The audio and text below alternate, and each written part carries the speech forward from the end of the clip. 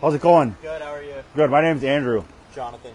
I was just curious what it takes to be a police officer or in law enforcement. Yeah. So in the state of Minnesota, some departments require a 4-year, some require a 2-year. Criminal justice? Yeah. So in Minnesota, it's a law enforcement degree. If you want to do a 4-year, I'm doing a 4-year. It's a criminal justice major with a law enforcement certificate. Okay. And then some of the other schools you'll have criminal justice classes, but it'll just be the law enforcement certificate part. Okay. And then there's like requirements, required classes. They're called theories classes. Where do you take your classes? Metro State. Metro State? Yep. But can you take them at any college that offers those? Yeah, anywhere in the state of Minnesota. So other states will kind of, like, you can go to school in a different state and then work in a different state. Right. Minnesota, you have to go to school in Minnesota to work in Minnesota. Really? Yeah. So if I went to Michigan State University and I passed my criminal justice degree, I couldn't. You'd have to do it all. Oh, no way. Yep, yeah. Really? Yeah. Do you see that do you think that's positive or negative? I don't know. I mean, they definitely have a better idea of what you know, and then everybody's kind of at the same base point when you're going into it. So that's definitely nice, but I guess I haven't had experience in other states. Yeah, so what you're saying is law enforcement in each state is taught different things, basically? Yeah, a little bit different. I think part of the reason that Minnesota has the required classes is we have a board that oversees it, and so it makes sure that the curriculum is the same all across the board. So. And then do you take like an oath or something? Like, what do you guys take an oath to protect and uphold? Once you get hired. Really? Yep. And what is that oath? What do you take it to? Is it like the state constitution, the federal constitution, or what? You know what I mean? Like, yeah. I mean, I'm not a licensed peace officer, so I'm still in school. So I'm essentially a community service officer. Really? Sheriff's office, yeah. So I've been questioning police departments because I'm a journalist. I got a ton of questions. Like, yeah. Who holds police officers accountable when they break the law? Yeah. So in a situation like that, it would be a different police department that did an investigation. Yeah. And then they also have like things like internal affairs. Internal affairs. Yeah.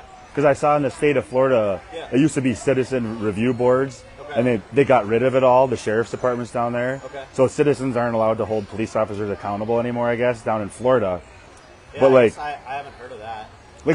I guess as a almost law enforcement peace officer, who would you want to hold you guys accountable? I mean, it's great to have people giving us feedback and holding us accountable. That's the same thing like we wear body cameras. Right. Every interaction that we have with somebody is recorded.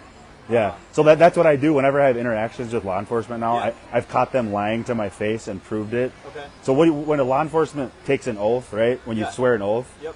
Like when you're caught lying, what do you think should happen to you? I mean, I guess it completely depends on the situation. What if it's regarding like a murder case or like a poisoning case, fraud, insurance fraud? What context? Like my mom was poisoned by my dad, and he hired half the Rosemount Police Department, and they were the ones to investigate. Now the guy that came to my dad's house and told the Hennepin County medical examiners my mom did not need a police report or a medical examination or autopsy, blood analysis. He works at the same high school as my dad, 4 doors down, and they're friends. So would you consider that a conflict of interest? I would say that based on what you just said, that seems like a conflict of interest to me, but I don't know anything about the case besides what you're telling me. Right, and I've reported it to the Dakota County Sheriff's Office, Rosemount Police Department, Apple Valley Police Department, Minnesota Bureau of Criminal Apprehension, FBI. Okay. So like you just said, another police department should go investigate if there's a conflict of interest. So generally, so even like an accident, like squad cars get hit all the time. Yeah.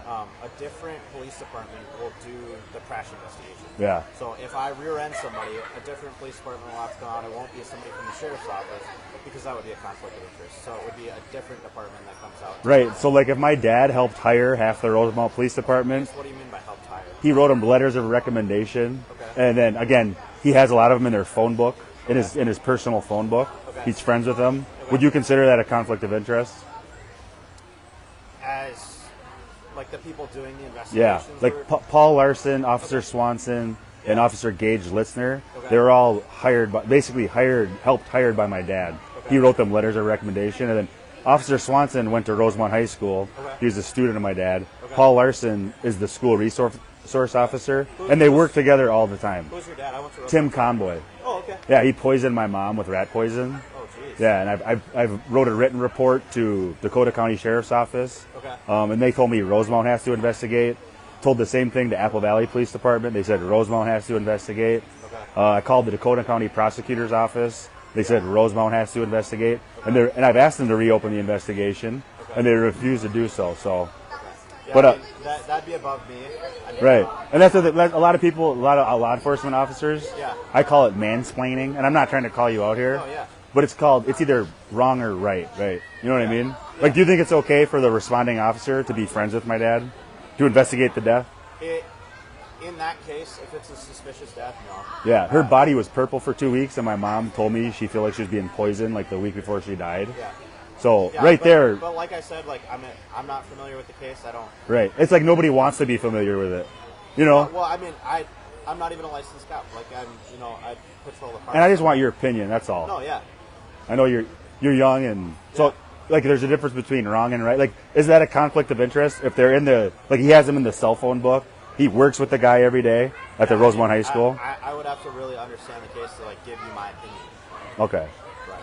So like if you were friends, like let's say this happened to you, Yeah. you know what I mean? It was your mom that got poisoned, Yeah. and you knew that the officers and your dad were like best friends. Yeah. Would you want that? What would you think about that? No, I understand what you're saying. I can't give you my opinion. Okay. What's your name? Jonathan. Jonathan? Andrew. Nice to Thanks meet for you. meeting with me. Yeah.